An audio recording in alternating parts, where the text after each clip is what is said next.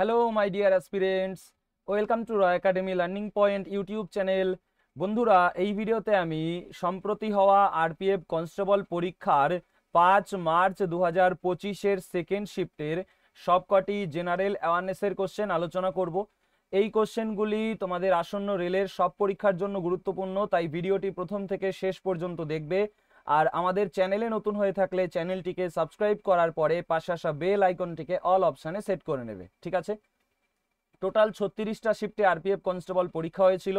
আমি সবগুলো শিফটেরই general awareness তোমাদের ভিডিওর মাধ্যমে প্রোভাইড করব, এবং তোমরা যারা এই 36টা শিফটের আনসার কি নিয়ে জেনারেল অ্যাওয়ারনেসগুলো নিজে থেকে পড়তে চাও এবং সাথে ম্যাথ রিজনিংগুলো প্র্যাকটিস করতে চাও, তারা 41 রুপিস গুরুদক্ষিণার মাধ্যমে তোমরা এই আনসার কি নিতে পারবে, ঠিক আছে? কিভাবে পেমেন্ট করবে সেটা তোমাদের এই নাম্বারে হোয়াটসঅ্যাপ করলে জানিয়ে দেওয়া হবে, ঠিক আছে? তো চলো সরাসরি আমি জেনারেল অ্যাওয়ারনেসের সেকশনে চলে যাব। দেখো, এই যে জেনারেল অ্যাওয়ারনেস শুরু হচ্ছে আমাদের 71 নম্বর প্রশ্ন থেকে। প্রশ্নে বলেছে 2024 সালে আরবিএল ব্যাংক দ্বারা প্রবর্তিত বিজয় ফিক্সড ডিপোজিট প্রকল্পের মেয়াদ কত? 500 দিন। বিজয় ফিক্সড ডিপোজিট তোমার আরবিএল ব্যাংক দ্বারা প্রবর্তিত হয়েছে 2024 সালে, এর মেয়াদ হলো 500 দিন। নেক্সট বলেছে ওয়ার্ল্ড ইন্টেলেকচুয়াল প্রপার্টি ইন্ডিকেটরস মানে WIPI 2024 রিপোর্ট অনুসারে 64,480টি আবেদন সহ পেটেন্টের সংখ্যা অনুযায়ী ভারত বিশ্বে কততম স্থানে আছে? 6ষ্ঠ স্থানে আছে। ভারত বিশ্বে রয়েছে 6ষ্ঠ স্থানে ওয়ার্ল্ড ইন্টেলেকচুয়াল প্রপার্টি ইন্ডিকেটরস মানে WIPI 2024 রিপোর্ট অনুসারে, ঠিক আছে? কত আবেদন হয়েছে? 64,480টি আবেদন হয়েছে এবং সেই জন্য 6ষ্ঠ অবস্থানে রয়েছে। নেক্সট, আদি বৈদিক যুগে ড্যাশের উপর ভিত্তি করে বর্ণ ব্যবস্থা তৈরি হয়েছিল? পেশার উপর ভিত্তি করে আদি বৈদিক যুগে বর্ণ ব্যবস্থা তৈরি হয়েছিল। নেক্সট, নিচের কোনটি সাংবিধানিক সংস্থা নয়? ন্যাশনাল গ্রিন ট্রাইব্যুনাল সাংবিধানিক সংস্থা নয়। তাহলে সাংবিধানিক সংস্থা এখানে কি কি দেওয়া আছে অপশনের মধ্যে? ভারতের কন্ট্রোলার ও auditor general, union public service commission, তারপরে রয়েছে ভারতের নির্বাচন কমিশন, ঠিক আছে? ন্যাশনাল গ্রিন ট্রাইব্যুনাল এটা সাংবিধানিক সংস্থা নয়। নেক্সট বলেছে ভারতে সবুজ বিপ্লবের একটি প্রধান ফলাফল কি ছিল? খাদ্য সুরক্ষা বৃদ্ধি ছিল সবুজ বিপ্লবের প্রধান ফলাফল। নেক্সট, ইউকে বাণিজ্য ও সহযোগিতা চুক্তির তৃতীয় সিভিল সোসাইটি ফোরাম কবে অনুষ্ঠিত হয়? সেপ্টেম্বর 2024-এ, ঠিক আছে? ইউকে বাণিজ্য ও সহযোগিতা চুক্তির তৃতীয় সিভিল সোসাইটি ফোরাম সেপ্টেম্বর 2024-এ অনুষ্ঠিত হয়। এই সব কারেন্ট অ্যাফেয়ার্সগুলোও কিন্তু তোমাদের এই 2025 সালের পরীক্ষার জন্য ইম্পর্টেন্ট, তো কারেন্ট অ্যাফেয়ার্সগুলোও কিন্তু স্কিপ করবে না, সব মুখস্থ করে নেবে, ঠিক আছে? বারবার করে পড়বে, এমনি মুখস্থ হয়ে যাবে। অথবা আমি তোমাদের কিভাবে বলেছি যে ভিডিওটা তোমরা চালিয়ে রাখবে এবং একবার তোমরা দেখবে ভিডিওটা, আর তারপরে যখনই সেটা দেখবে ভিডিওটা আবার যখন দেখবে তখন ধরো তুমি হাঁটছো, কানে হেডফোন দিয়ে ভিডিওটা তুমি চালিয়ে রাখলে, ঠিক আছে? এবং তাহলে তুমি কি হবে, যা যা আমি এখানে ডিকটেট করছি, যেসব কোশ্চেনগুলো আমি বলছি সেগুলো তুমি শুনতে পাচ্ছ এবং তোমার আগে যদি পড়া থাকে সেটা কি হবে, ক্যাচ করবে মাথায়, ঠিক আছে? তো এবারে দেখো বলেছে বুদ্ধ শাক্যমুনির জন্ম, বোধিলাভ ও মহাপরিনির্বাণ স্মরণে উদযাপিত নিম্নোক্ত কোন উৎসবটিকে পবিত্রতম বৌদ্ধ উৎসব হিসাবে বিবেচনা করা হয়? সাগা দাওয়া উৎসবটিকে পবিত্রতম বৌদ্ধ উৎসব হিসাবে বিবেচনা করা হয়, ঠিক আছে? আর দেখো, এই ভিডিও দেখার সাথে সাথে সেলফ স্টাডিও ইম্পর্টেন্ট, তাই সেলফ স্টাডিও করতে হবে কিন্তু, ঠিক আছে? শুধুমাত্র ভিডিও দেখলে আর ওই বিভিন্ন চ্যানেল থেকে মক টেস্ট দিলে, ঠিক আছে, তাহলে কিন্তু হবে না। সেলফ স্টাডিও করতে হবে, তোমাকে নিজে পড়তে হবে, ঠিক আছে? তাহলেই ইমপ্রুভমেন্ট আসবে। এবার দেখো বলেছে 2024 সালের মে মাসে তেজস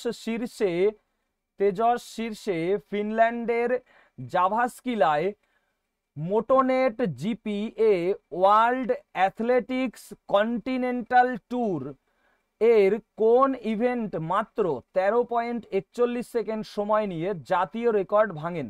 কোন ইভেন্টে? তাহলে পুরুষদের 110 মিটার হার্ডেলস ইভেন্টে তেজস শীর্ষে নামের ব্যক্তি 2024 সালের মে মাসে ফিনল্যান্ডের জাভাস্কিলায় মোটোনেট জিপিএ ওয়ার্ল্ড অ্যাথলেটিক্স কন্টিনেন্টাল ট্যুর এর ইভেন্টে এই পুরুষদের 110 মিটার হার্ডেলস ইভেন্টে কি করেছে? 13.41 সেকেন্ড সময় নিয়ে জাতীয় রেকর্ড, ন্যাশনাল রেকর্ড ভেঙেছে।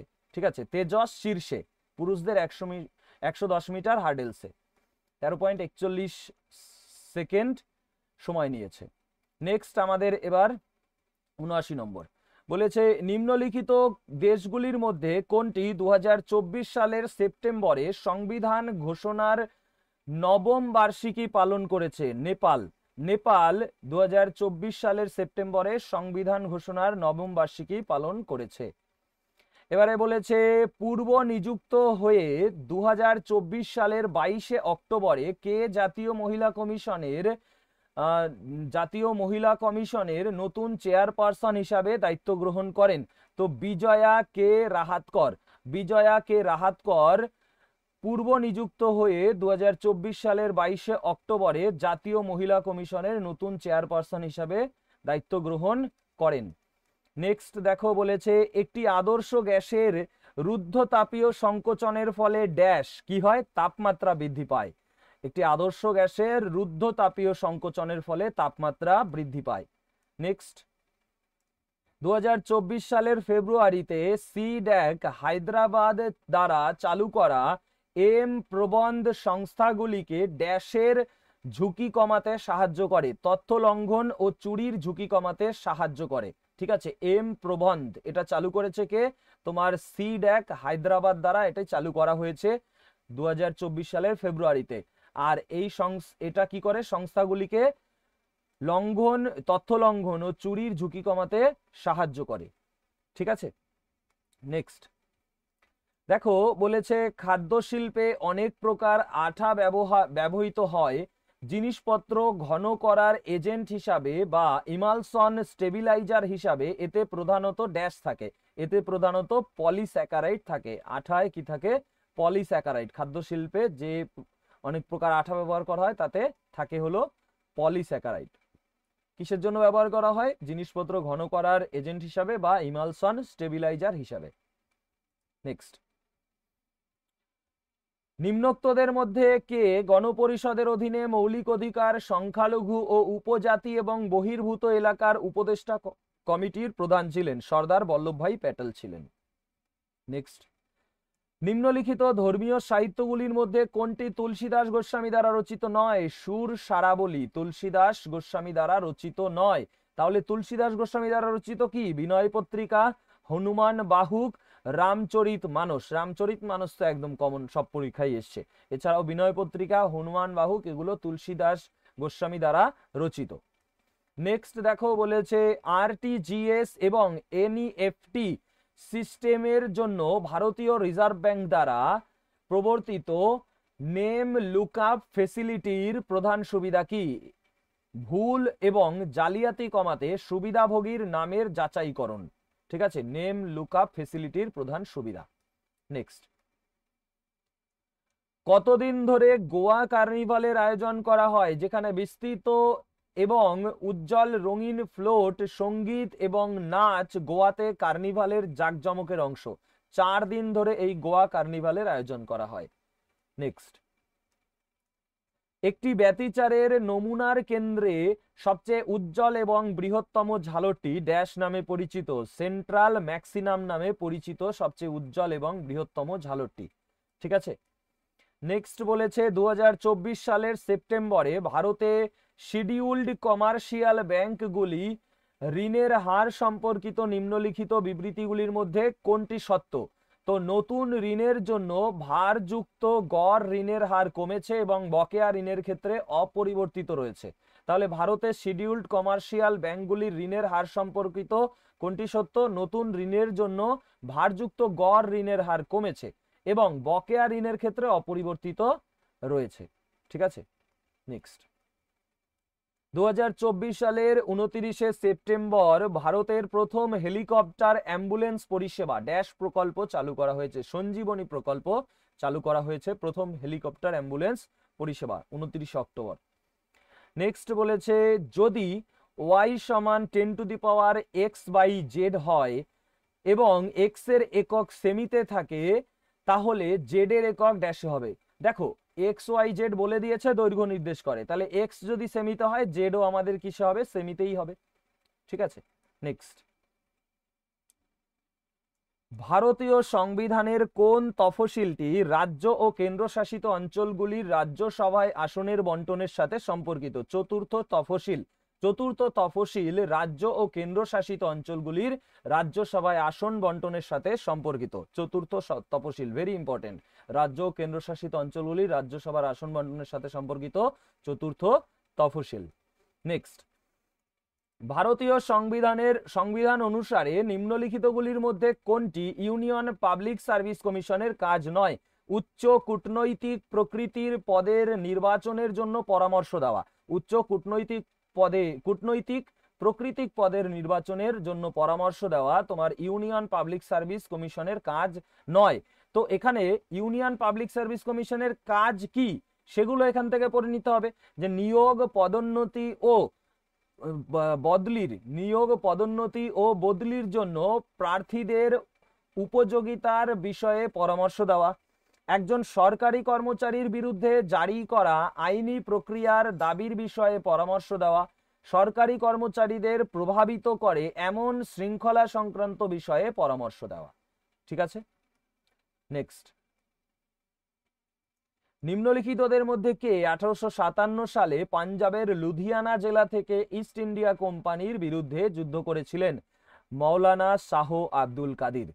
1857টা তোমার আরপিএফ কনস্টেবলের ক্ষেত্রে মোস্ট ইম্পর্টেন্ট মানে প্রুফ হয়েছে, তার কারণ হলো 1857 থেকে প্রত্যেকটা শিফটেই প্রশ্ন এসছে। ঠিক আছে, 1857 সালে পাঞ্জাবের লুধিয়ানা জেলা থেকে ইস্ট ইন্ডিয়া কোম্পানির বিরুদ্ধে যুদ্ধ করেছিলেন মৌলানা শাহ আব্দুল কাদির। আমি ঠিক করেছি এই যে সব কোশ্চেনগুলো না, এইগুলো তোমার এই সাবজেক্ট ওয়াইজ তোমাদের ভিডিও করে দেবো আমি। হিস্ট্রিগুলো একসাথে, সায়েন্সগুলো একসাথে, জিওগ্রাফিগুলো একসাথে, ঠিক আছে, ইকোনমিক্সগুলো একসাথে, তারপরে সবগুলো মিলিয়ে কিছু আবার যেগুলো তোমার ওই সাবজেক্ট ওয়াইজ আমি রাখবো না, কিছু মিক্স আকারে আবার মিসেলিনিয়াস আকারে তোমাদের একসাথে ভিডিওর আকারে প্রোভাইড করব। ঠিক আছে, এবং সেটা তোমার প্রিন্টেবল ফরম্যাট পিডিএফও আমি তোমাদের সেখানে প্রোভাইড করব। এবার দেখো 95 নম্বর বলেছে ভারতীয় অর্থনীতির 3টি প্রধান খাতের শ্রেণীবিভাগ নিচের কোনটি? তো প্রাথমিক, দ্বিতীয় এবং তৃতীয় স্তর, এই তিনটে হলো ভারতীয় অর্থনীতির 3টি প্রধান খাত, প্রাথমিক, দ্বিতীয়, তৃতীয় স্তর। নেক্সট। ভারতে রবি ফসল কখন চাষ করা হয়? অক্টোবর থেকে ডিসেম্বর। রবি ফসল কখন চাষ করা হয়, খারিফ ফসল কখন চাষ করা হয়, কি কি ফসল আছে রবি ফসল, কি কি ফসল খারিফ ফসল, এগুলো থেকে তোমার অন্যান্য শিফটে আমি দেখেছি কোশ্চেন এসছে। এবারে দেখো বলেছে মহাত্মা গান্ধী দ্বিতীয় গোলটেবিল বৈঠকে অংশগ্রহণের জন্য কবে ইংল্যান্ডে রওনা হন? 1931 সালে ইংল্যান্ডে রওনা হন। নেক্সট, কোন পঞ্চবার্ষিকী পরিকল্পনায় ভারী শিল্প ও দ্বিতীয় স্তরের খাতের উন্নয়নে জোর দেওয়া হয়েছে? দ্বিতীয় পঞ্চবার্ষিকী পরিকল্পনা। দেখো পঞ্চবার্ষিকী পরিকল্পনা আমাদের ইকোনমিক্সের অংশ, ইকোনমিক্সের মধ্যে, কিন্তু আমি ঠিক করেছি পঞ্চবার্ষিকী পরিকল্পনাটাকে আলাদা একটা ভিডিওর মাধ্যমে আমি সব কোশ্চেন দেবো, সেখানে আরপিএফ এর কোশ্চেনও থাকবে, কনস্টেবলের কোশ্চেনও থাকবে, পঞ্চবার্ষিকী পরিকল্পনা থেকে যত কোশ্চেন এসছে সবগুলো একটা ভিডিওতে। আর আমি তার কাজ অনেকটা করেওছি, ঠিক আছে, মানে প্রায় 28টা পেজের মতো তোমার একসাথে করা হয়ে গেছে কোশ্চেন, এক একটা পেজে ধরো 3-4টে করে কোশ্চেন রয়েছে, সেগুলোকে আরো ছোট করে প্রিন্টেবল ফরম্যাট আমি পরে তোমাদের তৈরি করব। এবার বলেছে মাত্র 32 জন সদস্য সহ নিম্নলিখিত কোন রাজ্যের বিধানসভার সদস্য সংখ্যা সর্বনিম্ন? সিকিম রাজ্যের বিধানসভার সদস্য সংখ্যা সর্বনিম্ন মাত্র 32 জন সদস্য সহ। নেক্সট, বিশ্বায়ন প্রাথমিকভাবে কিসের সাথে জড়িত? বাণিজ্য, প্রযুক্তি এবং বিনিয়োগের মাধ্যমে বিশ্ব অর্থনীতির সংযুক্তিকরণের সাথে জড়িত। তো বিশ্বায়ন থেকে দেখেছো, এর আগের শিফটেও কিন্তু কোশ্চেন ছিল। এবার বলেছে নিম্নলিখিত চিন্তাবিদদের মধ্যে কে 1990 সালে প্রথমবারের মতো মানব উন্নয়ন সূচক প্রবর্তন করেন? মাহবুব উল হক। মাহবুব উল হক 1990 সালে প্রথমবারের মতো মানব উন্নয়ন সূচক প্রবর্তন করেন। নেক্সট, 2024 সালের 30 অক্টোবর আরবিআই এর গভর্নরকে শক্তিকান্ত দাস। নেক্সট, ইউপিআই ভিত্তিক ডিজিটাল রূপে ক্রেডিট কার্ড প্রথম ড্যাশ দ্বারা চালু হয়েছিল।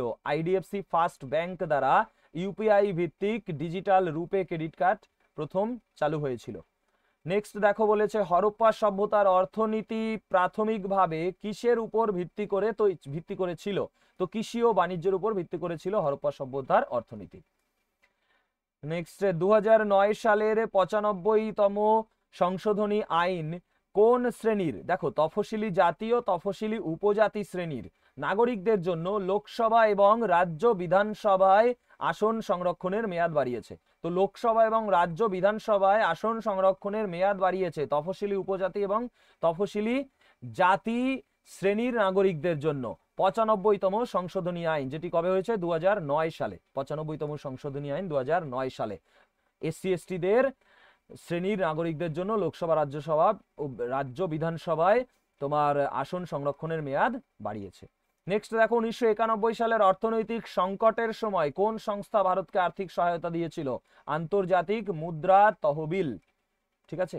নেক্সট, 1947 সালে প্রধানমন্ত্রী জওহরলাল নেহরুর নেতৃত্বাধীন সরকারের একমাত্র মহিলা ক্যাবিনেট মন্ত্রী কে ছিলেন? রাজকুমারী অমৃত কৌর ছিলেন একমাত্র মহিলা ক্যাবিনেট মন্ত্রী প্রধানমন্ত্রী জওহরলাল নেহরুর সময় সরকারে।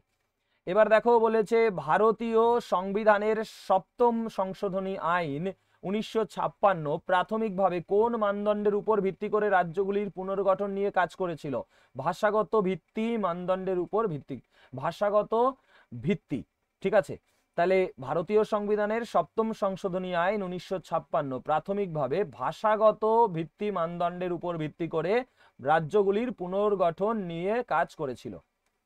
নেক্সট, ভারতের সিলিকন ভ্যালি নামে কোন শহর পরিচিত? বেঙ্গালুরু শহর সিলিকন ভ্যালি নামে পরিচিত।